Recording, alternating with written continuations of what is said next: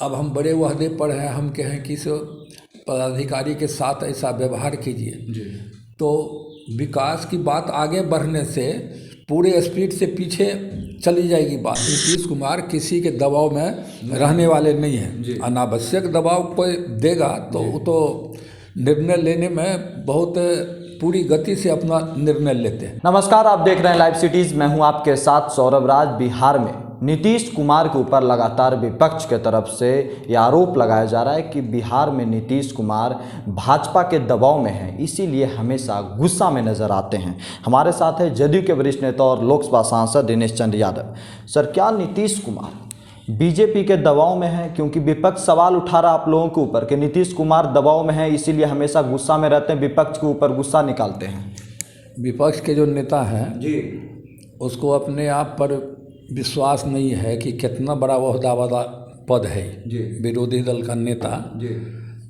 तो उनको खुद अपने पता नहीं है। अनाप शनाप जो असेंबली वगैरह चल रहा है, अनाप शनाप बयान देने से बाज नहीं आ रहे, इसीलिए अब उसके बयान को गंभीरता से लोग ले भी नहीं रहे।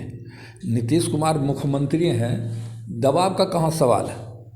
ये तो कम सीट रहने के बावजूद भी मुख्यमंत्री बने हैं, तो यदि दबाव में चलते तो फिर जाते ही नहीं उस जगह, इसलिए वह बात नहीं है। और विपक्ष के लोग को अनाप शनाप बोलना है, जो समझता है यही बोल के हमारा नेतागिरी चलेगा, तो इस तरह की बात हर जगह पर बोलता है।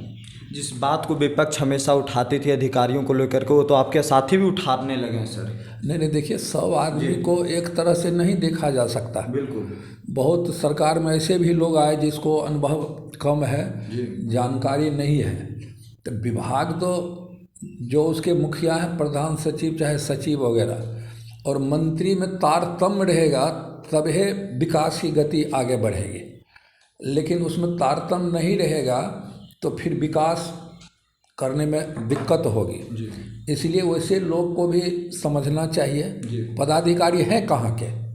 पदाधिकारी भी तो इसी स्टेट के हैं, और कुछ लोग बाहर से भी IAS वगैरह जो जाते हैं डिप्टेशन पर, वही लोग हैं। उसको यह कह देना कि बाहरी है या इसको से नहीं कुछ हो रहा है, बात से मारिए, ये तो बयान गलत था सर। नीतीश कुमार खेद जताए हैं इसको पर। जानते हैं मुख्यमंत्री जी तो कंट्राडिक्ट किया, कोई भी आदमी कह सकता है।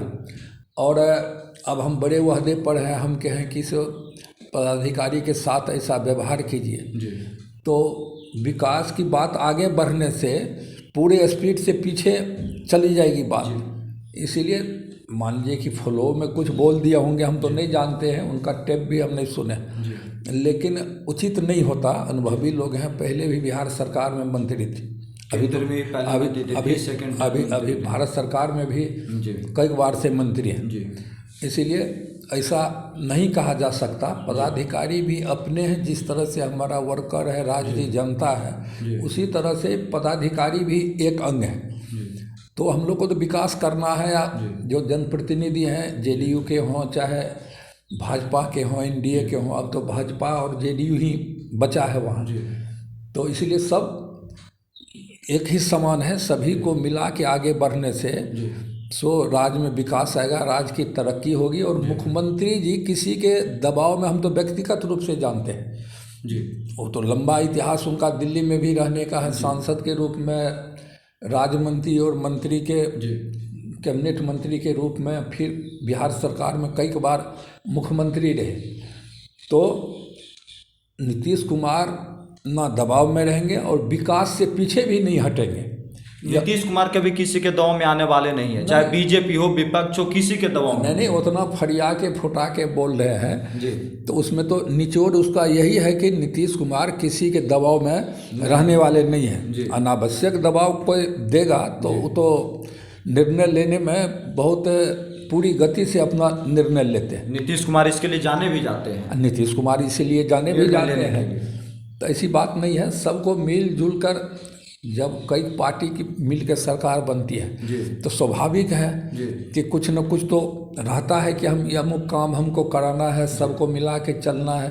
उसमें कोई व्यवधान आ जाता, उस तरह की बात होती तो उनको कष्ट जरूर होता है। तो नीतीश कुमार दबाव में नहीं आएंगे, विपक्ष का आरोप बेमतलब है। अरे विपक्ष है ही नहीं, बिहार में अभी विपक्ष है ही नहीं। संख्या जरूर है जी, लेकिन बिहार में जो विपक्ष का रोल निभाना चाहिए जी, उस तरह के लोग अब विपक्ष में समझदारी वाला बचा ही नहीं। गलत काम यदि बोलेगा कि इसको करना है तो सब हाँ हाँ करके उसी में उसके पीछे लग जाता है। तो यह तो डेमोक्रेसी के लिए भी खराब है। विपक्ष के लोग, विरोधी दल के नेता अच्छी बात न बोलेंगे कि वो चौक चौराहे पर के लोग की तरह जो अनाप शनाप बोलेंगे। लेकिन वो तो कहते हैं कि मुख्यमंत्री सवाल भी नहीं सुन रहे हैं, बिहार के विपक्ष का सवाल नहीं सुनते, जनता के सवाल नहीं सुनते। अरे मुख्यमंत्री सवाल उनको अब कौन सिखाएगा सुनने के लिए? मुख्यमंत्री जो अपने कार्यकाल में जो बिहार के लिए किया वह तो इतिहास रचा जा चुका, लेकिन कई कारण से संख्या हमारी घटी। लेकिन नीतीश कुमार का विकास तो बाद के दिन में जब लोग देखेगा तो दूसरे स्टेट की तुलना में, या बिहार में नीतीश कुमार जी से पहले जो शासक थे, मुख्यमंत्री थे, उसके कार्यकाल का लेखा जोखा होगा तो कहीं कोई तुलना होगा? कहीं कोई तुलना ही नहीं होगा। हम लोग तो उस कार्यकाल में भी देखे, 90 में MLA हुए थे। उस समय तो विपक्ष के जो महान नेता, उनके पिताजी मुख्यमंत्री थे। विपक्ष कौन महान नेता है सर? अरे उस समय में जो मुख्यमंत्री थे, 90 में बने थे मुख्यमंत्री बिहार में, तो उस समय से हम भी विधायक हैं। तो इसीलिए सभी बात तो हम लोग जानते ही समझते हैं। तो संयमित ढंग से जो डेमोक्रेसी में सिस्टम है, विरोधी दल का नेता उस तरह का न निभाइएगा कि चौक चौराहे के नेता के ऐसे कि सही बात भी नहीं बोलेगा, बगल के लोग को भी चुप करेगा, ये हटिए आप कुछ नहीं जानते। तो यह उसके लिए यही सब संभव है। और अच्छी बात बोले तो खुशी की बात है, नौजवान है, आगे बढ़े। कुर्सी कोई पकड़ के थोड़ा रखता है। यदि अच्छा आप करिएगा तो आपको आगे भी मौका मिल सकता है, लेकिन ऐसा मत करिए कि बिहार की जनता भी जो हंसी उड़ाता है, उनके समर्थकों को छोड़कर दूसरे दल में भी जो हैं उनसे भी पूछिएगा तो सब बताएगा। लेकिन अभी उसका गठबंधन है, उसके दूसरे पार्टी वाले जो उनके एलाय हैं उससे पूछिएगा तो वो तो दूसरी तरह की बात, समर्थन की बात जरूर करेगा। चलिए, शुक्रिया सर, थैंक यू, धन्यवाद। अब हम बड़े वहदे पर हैं, हम कहें कि इस पदाधिकारी के साथ ऐसा व्यवहार कीजिए तो विकास की बात आगे बढ़ने से पूरे स्पीड से पीछे चली जाएगी बात। नीतीश कुमार किसी के दबाव में रहने वाले नहीं हैं। अनावश्यक दबाव कोई देगा तो वो तो निर्णय लेने में बहुत पूरी गति से अपना निर्णय लेते हैं।